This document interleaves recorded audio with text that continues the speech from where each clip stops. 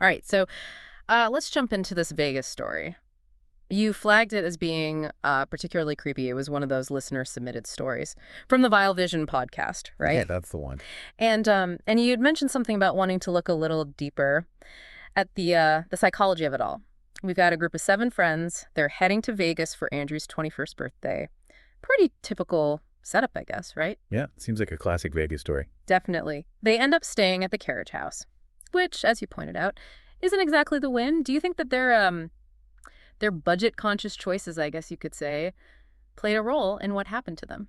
It's interesting that you pick up on that. I mean, the story itself doesn't explicitly connect their finances to the events that unfold, but choosing to stay at a less secure hotel could suggest a tendency for risk-taking, or maybe a certain naivete about the potential dangers. Okay, yeah, that's a good point. And then there's this whole dynamic you highlighted, where Andrew is the shy one of the group. He seems kind of out of his element in a place like Vegas. But his friends want him to have this wild 21st birthday experience. They even talk about helping him lose his virginity. And when Andrew's shyness prevents that from happening, well, their plan backfires pretty spectacularly. What do you make of that whole situation? Oh, I think their intentions Mm-hmm. might have started out innocently enough, Mm-hmm. but it definitely crosses a line. There's a real sense of misplaced bravado, this idea that they can control the situation, Yeah. almost like they underestimate the potential consequences, Right. especially in an environment like Vegas. Right. So their frustration grows, probably fueled by a few too many drinks as well. Hmm. And they make a really reckless decision. To find Andrew a working girl, they actually approach a woman on the street, and she agrees to hang out with Andrew. Red flags everywhere, right? Oh, yeah, for sure. You even circled this part of the story in your notes. Yeah, absolutely. I mean, they're essentially handing their friend over to a complete stranger with zero regard for his safety. And in your notes, you specifically questioned whether this kind of casual solicitation was a common thing in Vegas. I think it's worth pointing out that while prostitution might be part of the city's underbelly, this level of casual interaction is highly unlikely, and it paints a very distorted picture of reality. Yeah, it definitely plays into those Vegas stereotypes. And it sets the stage for things to go very wrong. The group follows Angelo and this woman for a bit. They watch them enter what they believe is an apartment building. But hours pass, and there's no sign of Andrew. They try calling him, texting him, nothing. What do you think is going through their minds at this point? Well, you've got this cocktail of denial and guilt, and probably a healthy dose of alcohol, still clouding their judgment. They're likely swinging between. Dismissing their worries and Yeah. feeling that gut-wrenching sense of dread. Yeah, I can imagine. And then at 3 a.m., they get that phone call. Heavy breathing, panicked whispers. Then they hear Andrew's faint voice saying, "It was that woman. You got to get over here right now." Then silence, a door slamming open, Andrew screaming, and the call cuts off. Chillin' stuff. What's your take on the psychology of this moment? It's pure auditory terror, the fragmented nature of the call, the implied violence. It triggers our primal fear response. The listener is left to fill in the blanks, which is often far more terrifying than any explicit depiction of violence. Yeah, you're right. It's like our brains go into overdrive, conjuring up the worst possible scenarios. So they immediately call the police. And of course, they can't remember exactly where Andrew went. In Vegas, in all its sprawling chaos, becomes a labyrinth of fear. They finally manage to retrace their steps, leading the police to the building. But it turns out it's not an apartment building at all. It's an abandoned storage facility. You highlighted this part in the story. What were your thoughts? I think the setting is brilliant. It subverts expectations and instantly ratchets up the creepiness factor. Mm. An abandoned storage facility is inherently unsettling. It's a place of hidden things, of secrets, of potential danger lurking in the shadows. It plays into our deepest fears of isolation and confinement. Yeah, for sure. And inside, they make a gruesome discovery, a dead body in a closet. But it's not Andrew. It's a young blonde man. Andrew has vanished without a trace. What does this new layer add to the story, psychologically speaking? It completely changes the game.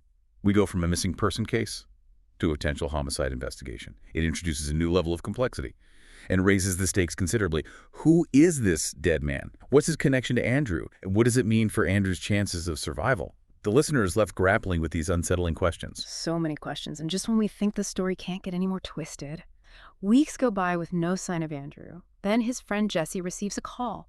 A faint but unmistakable voice whispers, "Jesse, it's Andrew." And the call is traced back to their hometown, not Vegas. Yeah, that's where we'll pick up in part 2. But before we go, what was your initial reaction to this twist? It's a masterstroke of suspense. Just when we think we have a handle on the situation, the story pulls us in a completely different direction.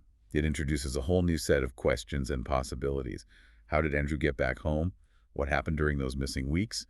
And is he truly safe? So many questions, so much to unpack. We'll dig deeper into those in part two. But for now, I think it's safe to say this Vegas nightmare is far from over. Welcome back. So last time we left off with Andrew's friend Jesse, receiving that chilling call from Andrew. And it was traced back to their hometown, miles away from where Andrew vanished in Vegas. You noted this in your submission as a huge turning point in this story, almost like the nightmare was following them home. What do you make of that?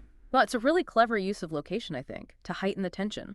Vegas represented escape, but now that same darkness has invaded their everyday lives. It suggests that nowhere is truly safe. It shatters that illusion of security. We often cling to now. Yeah, exactly. And so Jesse is in Vegas, still reeling from the trauma of finding that dead body. And suddenly he's pulled back to their hometown. He contacts the police, shares the details of the call, and they manage to trace it to an abandoned house.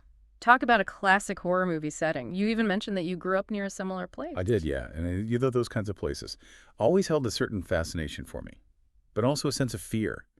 They represent the unknown, the forgotten, the potential for hidden dangers. It's a stark contrast to the glitz and glamour of Vegas, yet equally unsettling in a way. The story uses these contrasting settings, I think, to highlight the duality of the situation. On the surface, it's, a Vegas trip gone wrong, but underneath, it's about a vulnerability we all face, regardless of where we are. And as Jesse approaches that abandoned house with the police, the tension is palpable. They enter carefully. And there he is, Andrew, locked in a closet, malnourished, clearly traumatized. It's a relief to see that he's alive, but you pointed out that this discovery raises even more questions. It does, yeah. We're relieved that Andrew is alive. Yeah.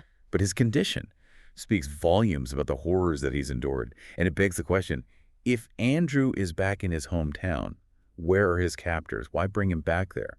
This isn't just about holding him for ransom. There's something more calculated going on here, something more sinister. And something else you picked up on, which I found really chilling too, is that it's not just about the physical harm Andrew suffered, it's the psychological impact. The story doesn't shy away from that. Imagine being Andrew in that moment, rescued, but back in a place that now holds a whole new kind of fear. Absolutely.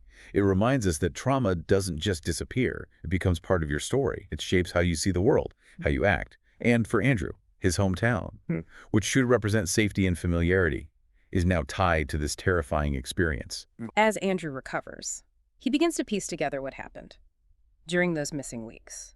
And what he reveals is truly horrifying. The woman who lured him away was part of a larger criminal operation. They beat him, abused him, forced him to reveal personal information about his friends, including their addresses. You circled this part of the story and even wrote identity theft in the margin. Were you thinking about the motive behind all of this? Yeah, it was. It's clear that this wasn't a random act.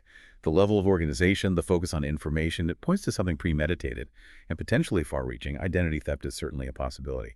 But the fact that they targeted a group of friends, seemingly average people, suggests something more complex might be going on. It's the question that hangs over the entire story. What did they want with Andrew and his friends? Was it a ransom scheme? Identity theft? Or something even more sinister? Yeah, and the fact that the motive remains unclear is a really powerful storytelling device. It allows our imaginations to run wild, conjuring up all sorts of possibilities, each more unsettling than the last. It also speaks to a very unsettling reality. Yeah. That sometimes we never truly know the why behind acts of evil. And to add to the mystery, the woman who orchestrated all of this vanishes.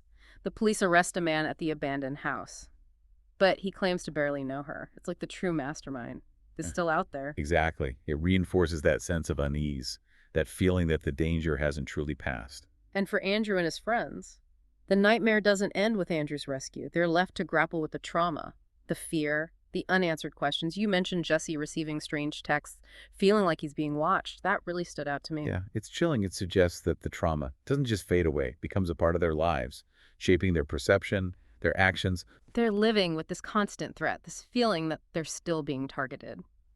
So as we wrap up this part of the deep dive, we're left with more questions than answers. Who was this woman? What was her motive? And is Jesse still in danger? We'll delve into those questions and more. As we wrap things up in part 3, we're back. And as we kind of dig deeper into the Vegas nightmare, It becomes less about the what of the story and more about the why. I mean, we've got a missing persons case, a possible homicide, a kidnapping, and now this looming threat hanging over Andrew and his friends back home. It's like a spider web of events. We're still trying to figure out who the spider is. What stands out to you as the most perplexing part of this whole thing? Yeah, I think for me it's the lingering mystery surrounding the woman and her motives. We've dissected the events, analyzed the psychology of the victims, but that driving force behind it all still remains a mystery. It's a chilling reminder that sometimes evil operates without a clear explanation. You mentioned in your notes that this lack of resolution actually adds to the story's impact. Can you expand on that a little? Oh yeah, absolutely. In a traditional true crime story, Yeah. we're often looking for closure, a clear understanding of why something happened. But this story denies us that. It forces us to confront the uncomfortable reality that some things may just remain unexplained, that there might not be a satisfying answer to every question, and that in itself can be more terrifying than a neat and tidy resolution. Yeah, it's like the story is holding up a mirror to the chaos and unpredictability of life itself. And for Andrew and his friends, that lack of resolution means living with this constant sense of unease. You were particularly struck by Jesse's ongoing ordeal, the strange texts, the feeling of being watched. Do you think it's possible he's still in danger? I think it's certainly a possibility we can't ignore. Those details you highlighted definitely suggest that the threat might not be over. It raises a lot of unsettling questions. Is this the woman trying to intimidate them into silence? Is she seeking revenge? Or is there something else entirely going on here? The story leaves us grappling with those anxieties, Hmm. which can be even more unsettling than a clear and present danger. It's like it taps into that primal fear of the unknown, the feeling that something is lurking just out of sight. And it makes you question everything. Who can you trust? What's real? What's imagined? It's like the line between sanity and paranoia starts to blur. Exactly. And I think this is where the story transcends the typical true crime genre and delves into psychological horror. It's not just about the physical acts of violence. It's about the psychological torment, the erosion of trust, the lingering fear that stays with them. So we've got this unsolved mystery, these lingering threats, and a group of friends forever marked by this experience. It's a lot to process. What do you think the listeners should take away from this deep dive? What's the message, if there is one, within all this darkness? Well, I think the most important takeaway is that vulnerability can exist, even in the most seemingly ordinary situations. This story shatters that illusion that we're always in control, that we can predict or prevent every bad thing. It urges us to be more aware, to trust our instincts, and to be cautious about the information we share and the people we trust. It's a sobering thought, but an important one. And while this story highlights the darkness that exists in the world, it also showcases the incredible strength of human connection. Throughout this ordeal, it was the bond between these friends, their unwavering loyalty, that ultimately led to Andrew's rescue. Absolutely. It's a testament to the power of friendship, Yeah. of having people in your life who will fight for you, who won't give up on you, even when the odds are stacked against you. So as we conclude our deep dive into the Vegas nightmare, we're left with a mix of unsettling truths and enduring hope. It's a reminder to be vigilant, to cherish our connections, and to never underestimate the capacity for both good and evil that exists in us all. And maybe, just maybe, it also challenges us to confront our own vulnerabilities, to think critically about the world around us, and to find strengths in knowing that even in the face of unimaginable darkness, the human spirit can endure and even find a way to shine through. Thanks for joining us on this journey into the heart of the Vegas nightmare. We'll be back soon with another deep dive, another exploration of the complex and often unsettling realities of the human experience. Until then, stay curious, stay informed, and as always, stay safe out there.